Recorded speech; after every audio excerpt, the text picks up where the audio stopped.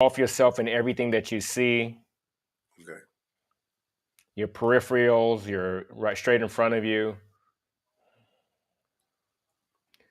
Now focus on everything that you can hear, even the smallest of sounds to the most gross of sounds. Okay. Then what you taste,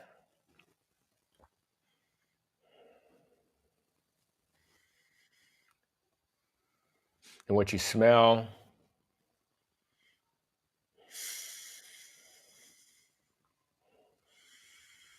and then what you feel. Outside, you're on your skin, and then what you feel in your skin. And just close your eyes, take a deep breath in for 5, 4, 3, 2, 1. Breathe out for 5, 4, 3, 2, 1. Breathe in for 10, 9, 8, 7, 6, 5, 4, 3, 2, 1. Breathe out for 10, 9, 8, 7, 6, 5, 4, 3, 2, and 1. Good. Good. How you feeling today, Rigel?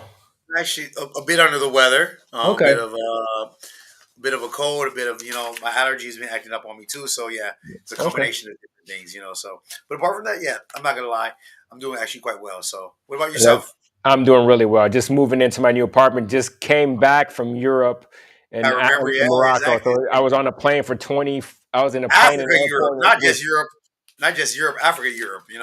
Africa, Europe. Yeah, for like With the 25 hours. multi-continent. 20. What do you say?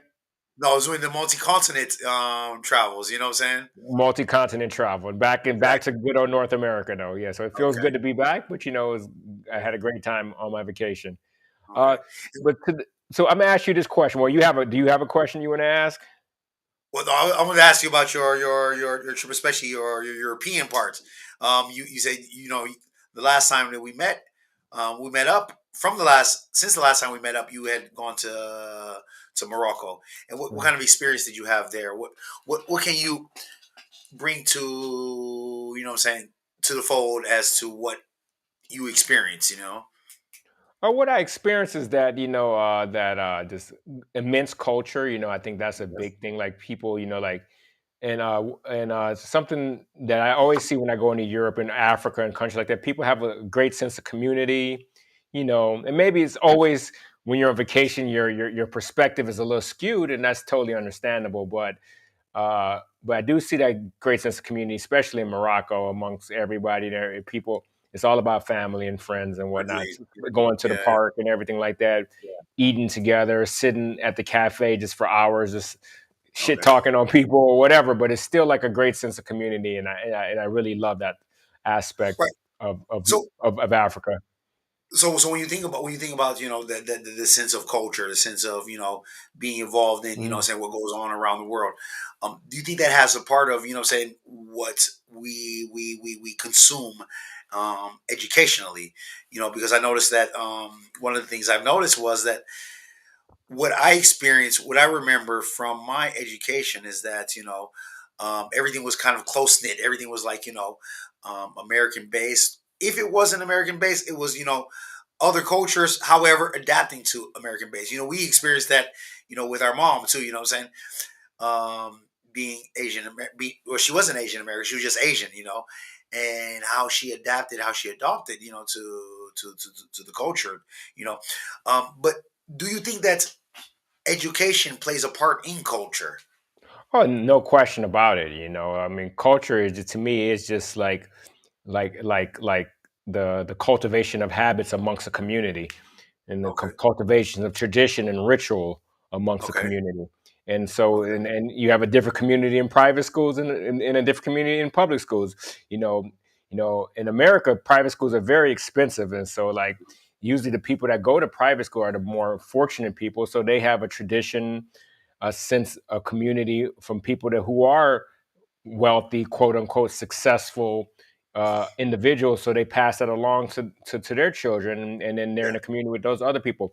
Whereas you go to public school, you know, like our public school in Inkster, Michigan, which was like at the very bottom of the of standards of educational standards in the state of Michigan and probably the whole United States. You Yeah. know, you don't have you still have a culture, but you don't have that same culture of high achieving Okay. in academics, especially maybe high Okay. achieving on the basketball court or on the football field or with your fresh felines or Nikes, but not that Exactly. same culture of getting that math in or getting that history. And Yeah. actually, kids used to clown on you for having books. As Chris Rock said, if you want to hide something from a black person, put it in the book. But So, don't you think? But okay. And I sent you a link a couple days ago. I'm not gonna say what it's about, but in that link it said that that people in particular, that link said that black Americans in particular, but I'm just gonna say people who saying who are considered lower rung of the ladder. They always have to perform. They always have to perform well. You know what I'm saying? mm, Um, but the thing is, when we think about it, oh yeah, like you said, we can clown on our education, saying in the public school, but in the end, how many of us, saying percentually, as from a percentage, saying standpoint, how many of us got out, did for ourselves, um, were able to create lives that were unexpected and even unimaginable for those who came from our same system. You understand? I think the era that we went into Inkster High School was actually probably a golden era of Inkster High School. There was Okay. quite a bit of successful people Okay. that's Yeah. not Exactly. my class, your class, and like that Yeah. window, like in the '90s. But then Yeah. after that, I think it kind of petered out. And I think before that, it wasn't, the opportunities for African Americans in the United States wasn't as great as our, I think we came into our adulthood at a good time of being an African We're American. definitely fortunate. We're definitely fortunate. Yeah, definitely. It's almost, especially if you're a well-spoken black person, you're kind of like you're people are attracted to you. They want to give you jobs, and they Yeah. they Okay. they like and our father in particular didn't have those same opportunities, Yeah. Oh, so definitely. Oh, we were definitely. definitely But very fortunate. But then I think okay. after, like especially my sister age, where only like 20 people graduated in our senior class. Exactly. I think that the high Exactly. school, which eventually is now debunked, is Yeah. it went for a real downward spiral after the Yeah. 90s. So It did. But also it went through a downward spiral because it became a charter school. And for those who don't know, because like I had to find out about what the fuck was a charter school myself. I didn't know what a charter school was. It was mhm, basically, bigger businesses or other mhm, conglomerates buying out school systems, saying so they could try to push people through either through vocational studies and things like that. And on the surface, on paper, it looked nice, saying? So, like, if Edison bought out a school, they're like, you know what? We're going to try to train some of the best electricians, some of the best meter readers, or whatever the fuck, Edison looked mhm, for, And, but in the end, things start to fall by the wayside. And that's what I wanted to ask you, and basically what we were wanting to talk about today. You say that private schools, some private schools can be very expensive, that's where the creme de la creme go to, and the public schools is where kind of like those rotten apples, or those who, like I said, not necessarily rotten apples, but financially speaking, or ego, or eco, or let's say economically speaking, they were mhm, considered part of that group, that isolated, excluded group. You know, they were sent to. But the thing is, and I noticed a very big difference. I studied, in the American school system. I studied in the urban American school system. I can't talk about suburban areas or things like that, but I studied in the urban American school system. And I've taught for many years in the European public school system, and I found the exact opposite. I found mhm, that here, public schools, yes, it's for the wealthy, but most jobs, most higher learning facilities, most research jobs don't look for these people, because they say, you know what, you paid for your degree. We don't want you. We want mm, somebody who, saying, work through the system, and and there wasn't this, or there isn't even today. There isn't this type of gerrymandering where, mm, okay, you come from this very exclusive, wealthy, affluent area. So you're going to go to this school. You come from this poor urban area, so you're going to go to this school. You will find mixes of all type of social economical classes here. Mm. And one of the things I noticed here, I'm not going to talk about what the curriculum is because that's something I completely disagree with. But one of the things I really agree with is the fact of the mixing of the inclusion of all of the different social economical classes. What do you think about? How do you think that being part of a particular social economical class, how does that affect students going forward as far as higher education?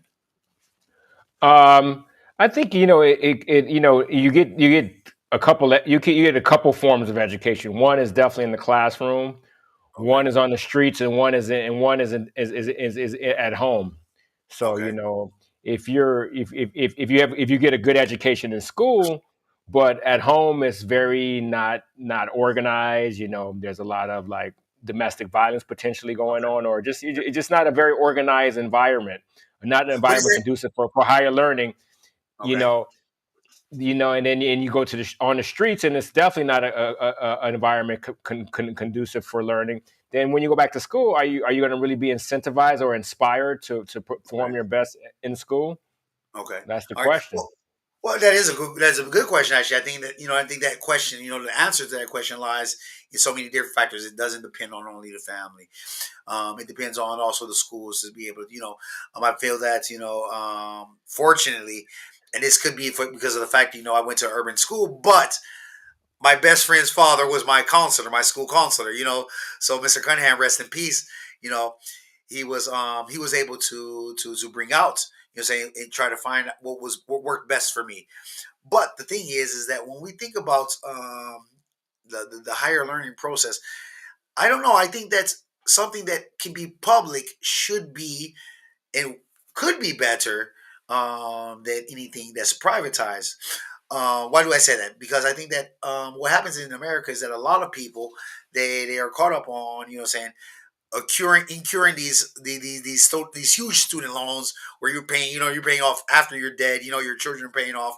You know, and whereas here, okay, I'm not saying that it's free in most of Europe and most parts of the world where they offer free education, especially free higher education. University, colleges, and vocational programs. You're not. You're paying something. You're paying taxes. You're paying for books. You know what I'm saying? You're still paying something. It's not completely free. But you give the opportunity to everybody. I mean, I kind of feel the sense that and I used to fight. I used to fight people, not fight people, but I used to argue the fact. I said, but in American school system, especially the private school sector, private university sector, if you get in with an academic scholarship, artistic scholarship, whether that be acting or drawing or sculpting, etc., or you get in for a sports scholarship. If you're not good at one of those three things, maybe you shouldn't be at university. And I used to think like that, like really hard. But at the end, we all develop, as a people, differently, Hmm. And so why should you, for example, you went to one of the best universities for 2 degrees, and I don't want you to put your business out there about any, things that any bills and debts that you incurred for having to study that way. And I'm sure you did. And you got full scholarships, so whereas here, we're not gonna talk about the quality, or actually we can talk about the quality, I think, but I don't want to talk about, the fact that, saying because where we came from, like you said before, it was a school system that was considered, borderline, bro. We might accept the excellent geniuses, but that's it. You know what I'm saying? Whereas another school that might have been, full of like mediocre people, they ended up doing, they ended up bringing in 50% of those guys. So what do you think? Why do you think that some schools have more priority? Some types of schools, like we said before, some types of schools might have some priority to obtaining residency or participancy in American private universities opposed to others. Opposed to public schools Yeah, opposed to public schools. Yes, In America. in America. In I America, just think yes. maybe I don't know, maybe about it. I think I know on average the curriculum is much more rigorous in a private Okay. school than it is in public school. Okay. Not saying that there's some really good public schools out there, and they have Yeah. very strong curriculum, and there's some private schools that are probably not so good curriculum. But on average, Okay. I think, especially now in America, it's significantly there's a big disparity between private and public school on average. Okay. Okay. In terms of curriculum and in terms of academic rigor and in terms of academic excellence, So I think that's at the end of the day, companies want the people that they feel can do the job the best. Okay. You know, But do you think, obviously, yeah, it was come out. This is one of the things we talked about. I think about 4 or 5 podcasts yeah, ago. You know, an employer is going to think about mhm, what's coming out. You know what I'm saying? sure, So, but that's not his fault. You know what I'm saying? yeah, That he wants the best coming out. You know what I'm saying? yeah, It starts at the roots. And what I want to say is that with public schools, why, or let's say, do you think, or because I've kind of narrowed it down to the fact of the option to homeschool. hmm, Do you think that homeschooling can be a cause of this? Because with hmm, homeschooling, if you offer homeschooling, you have to be able to say, you have to be able to accept actually the fact that people say, you know what, I don't want homeschooling, but I don't want public schooling. I'm going to a private school. Whereas here, like I said, in Europe, it's like it's even like I said, it's the complete opposite. If you send your child to a private school, that means because your child can't cut it in a normal school. You know what I'm saying? You know what I'm saying? A lot of people, you know what I'm saying? A lot of employers, you know what I'm saying? They may say, oh, yeah, you have this diploma, you have this degree from this private institute. Okay, yeah, bro, yeah. We're going to put you on here, but you're going to go to the bottom of the list. You know what I'm saying? So do you think that the fact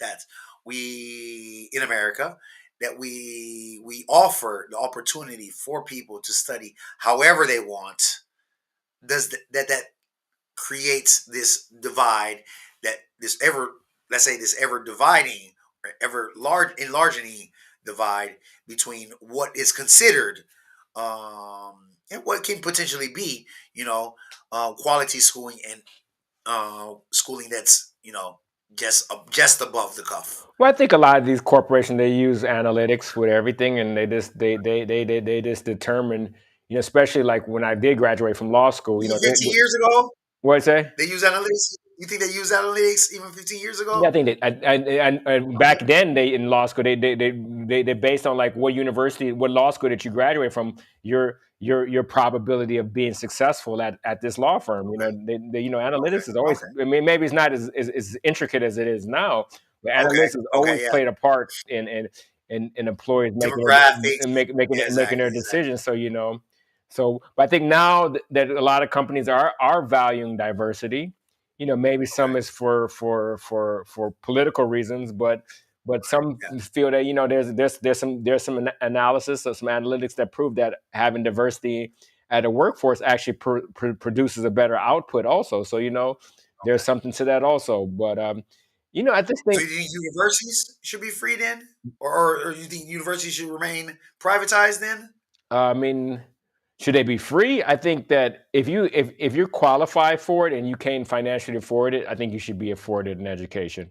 Yeah. Okay, And but then without having if you to, can't without if you having can't pay to. for all of it, you should be subsidized. Okay, okay, okay. So, for example, let's imagine, for example, I come from a very low income family. Mhm.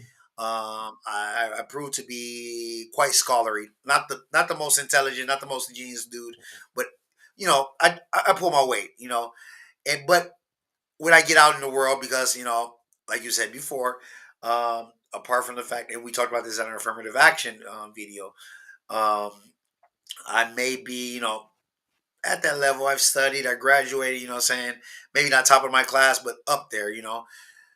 So I'm able to get a job that's decent, and I'm unable to pay back those loans. So you think that should be subsidized and I should be or excused for those loans, absolved from those loans, or do you think those loans should not have existed because I first entered the system as a person who didn't make or didn't earn a lot of money? I mean, that's a very complex question. I mean, and I think a lot of I actually talked to this one guy from Denmark when I was on my trip, and he was talking about they just as a culture in general, they have a different mindset than Americans do. Where Americans Okay, is like, if you can't hold your weight, fucking just drown. For them, it's just yeah, like we're only, their culture is more like we're only as strong as our weakest link. So it's all about bringing everybody up. So they Yeah. value having, education for everybody, higher education for everybody. If you can't financially afford it, we'll get you into those programs. Maybe the answer lies somewhere in between. I think Okay. at the end of the day, people should they should be incentivized. And I think is the power of capitalism. Is Okay. at the end of the day, if you don't start swimming, you're going to sink. So that's a good incentivization. But like you said, people develop differently. People have different, backgrounds, different circumstances, different obstacles to overcome in life. So you have to take that into consideration. And a lot of universities do take that into consideration, especially when you put, they're not just looking for the Okay. numbers so much. They're looking for people, what you've been through. If you've been in the Okay. gangs, you come out the gangs and you still getting a 4.0, and in Okay. South Central, and you've been But is that volunteering. that's the way it is now? I think that's Is all. that the way it is It's now? always been that way. They always look at it, but maybe Really? now they're putting more emphasis Yeah. on that. I know in California, I think that they're not even looking at the SAT anymore. I think the SAT is Okay. optional, or the Wow. ACT is optional. So they're looking Wow. at different metrics. At the end of the day, Okay. Okay. they're still looking at metrics. They're still looking at numbers Okay. because I mean, everyone looks at metrics. Everyone's yeah, is yeah, looking at the numbers. numbers is Everyone looks. big. Numbers is big for these people, and I get it. Also, Okay. not only for them, but also for their reputation too, because like they can be on U.S. News Exactly. and World Report that they have so many people with this X amount of SAT or ACT score, this amount of people with this type of GPA, and it makes them look more attractive to the people that do have money that want to pay $250,000 for an No, education. in fact, that's what I was going to say. Yeah, That's the one thing. That's one thing I yeah, can understand about the American privatized mm, university system or college collegiate mm, system. Because yes, I want people. You know what? MJ, Michael Jordan went here, bro. He played here. You know what I'm saying? I want people to mm-hmm. know that. Well, it's not the case here, but what I'm saying that Einstein went here, or that Barack Obama went here. Barack Obama's Yeah. went here. These things, that brings prestige to the universities. Okay, and like Mm, I said, every university, yes, because everyone thinks about even here where most universities are privatized. There are some very, very, like I was telling you before. I was talking about how some of the privatized schools and universities are considered kind of like okay, you paid money, so you kind of want to graduate. But there are some that are very high quality. So if we think about the mm. Bocconi in which is a very big business school in Milan, which is one of the biggest business schools in the world, or Lewis in Rome, which is also another private university.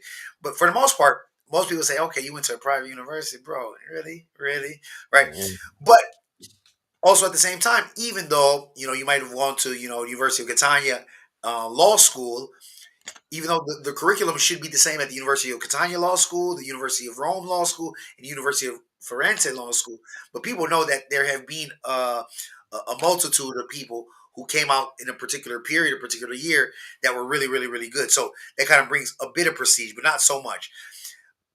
But by Americans basing things so much on prestige, out of how many people that graduate yearly in all of the different faculties, can you say that those people are really like really good apart from being a senator's son, apart from being a basketball sensation, apart from being a scholastic, or scholastic doesn't leave that alone, but apart from being an artistic savant, you know how many people are mediocre, you know what I'm saying, that Yeah, graduate no. from university, which we can talk about a private school, a private or a state college, where these people, you might have some other geniuses, but they won't be graded equally. Yeah, well, And I think and those people who came out as a saying as being mediocre, they're gonna have saying 25 years of debt, because they have to pay off or student loans.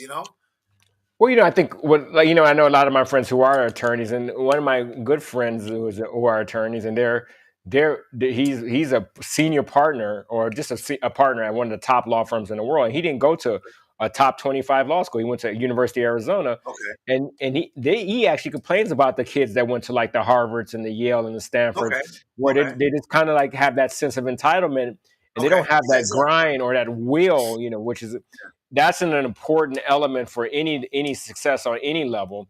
Is you got Okay. to have that will and that drive to to keep pushing and to keep grinding.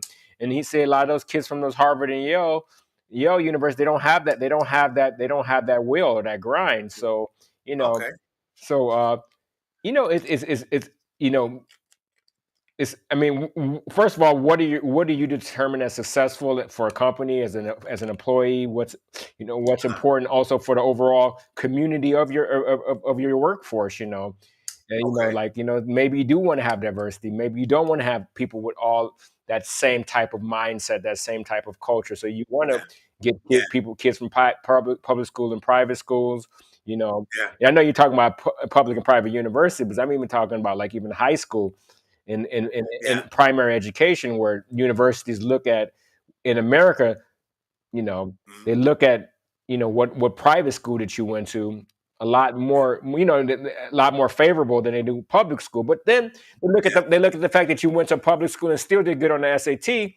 That's a good indicator of how strong your drive is and how much you study. So But shouldn't that be an indicator that? But shouldn't that also be an indicator that you know what? Maybe the public schools aren't as bad as the, or maybe they're as good as private schools. You know what Well, I'm saying? I mean, maybe that person I just can't an teach. I can't. anomaly. If everybody in Inkster Yeah, but everybody in if Inkster you High is teach, placing in the bottom 15%, but one or two people placing in the 95 percentile, because those they're not people are receiving that anomalies. funding. They're not receiving that funding. You know, they're not receiving that funding. You know, Yeah, so much goes to you know saying so much goes to accommodating private institutions that you know saying where that those funds can be tunneled to the public school sector or to the public sector where you can actually okay yeah you have in this class of 1,000 you have three anomalies and you have like 800 bums, yeah. but maybe in reality it's not really 800 bums, maybe it's like only 200 bums, I but mean, that's you know what I'm saying that's statistically spread out, you know. yeah, I mean, you but know, what you're saying is we're what you're saying. there's no one there's no one that's I think that there's no one that's equally or not equally uh, potentially um, scholarly with respect to another if they have the same system. Yeah, but that's what You ifs. understand? We're talking about what ifs, But No, but because but but no, but but it's but, the but, truth. but what It's about the truth. what is? At the end of the day, these companies just want the people that they feel can do the best. Like we talked about this before. Yeah, Yeah, but that's later on. That's later on. But when we talk about it in the, you said because I was talking about the universities and the or well, the the upper universities too, they echelons of want people that they education. want When we talk about primary errors or education. levels, yeah, we have to think about yeah. But did he have the tools? You know what I'm saying? So yeah, of course, there's going to be someone that you know. What I'm saying there might even be someone who's an anomaly, but that's because his mom or his dad was like there after school, like bro, study this, read this. You know, kind of like how our dad used to be with us. You're going to practice for an hour a day. Yeah, I don't give. You know what I'm saying? You're going to read a book. You know what I'm saying? I don't give a fuck. You know what I'm saying? Those type of things. You know what I'm saying? You have parents that are even more extreme. You know, and those are where some of the anomalies pop for out. But sure. you know but that's because they had the tools. But how many people have tools? You know what I'm saying? I'm not saying that everyone's going to be a genius. You know what I'm saying? Well, I mean, we talked But about this before. This is a different. I mean, this is a different topic.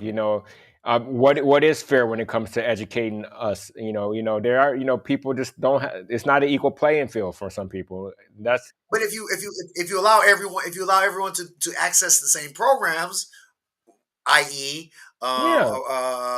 a public or I don't want to say free because it's never free, but Hmm. let's say a public, you know, saying upper education system, then they will be able to access at least the same things, you know, saying even if they come from the boroughs of, you know, saying of you know Yeah, but of some, it's deeper you than know, that. 'Cause like at the end of the day, like Inkster High School, our high school we went to, which is probably in the bottom 10% of the state of Michigan, and like you talking about those country day schools, which are like in the top in 99 percentile. At the end of the exactly. day, K through 12, they got standards that are fairly equal. But we at Inkster High, maybe at But with kindergarten we tools, started off the same. And by first grade, there was a disparity by second, and by time it's by the 12th yeah, year, it's a big disparity. There's no way we can catch up. Not because of the curriculum per se, just like the students are not because of the they don't tools have available. the environment to excel in education like that. So I don't know. Like I said, and I used to so believe in that, but like until I came here, you know, I mm, realized that you know, in the hearts, in the boroughs of the like the pure ghetto, like mm, you know, where it's bad, you know, not really good. And you have people that come from even you know more affluent areas, and they go to that school, sometimes, clutching their purses or whatever, and they still churn out, gems, And I think that, No, no the thing is, question. it's based on what we have available, because I refuse to believe that a Caucasian American, or an Asian American, or African American, or an American, a Native American, has more of a capacity to learn, or to excel, than another. But like you said before, your stand or your surroundings are important. But even if those are surroundings can have an effect and influence on you, are you trying to give them the tools that they have, even in all of the situations? And like I said, when you create a standard, a public standard, Hmm. this means that all schools must abide by or adhere to that public standard. Okay, obviously, and we can leave this for another conversation another day, maybe. But yeah, if you know that you have to follow, as a school system or system in general, particular standards, you know, that kind of leaves you, even if you're not really following them, you're still very near them. You know what I'm saying? Unless you, and if not, you're gonna lose your job.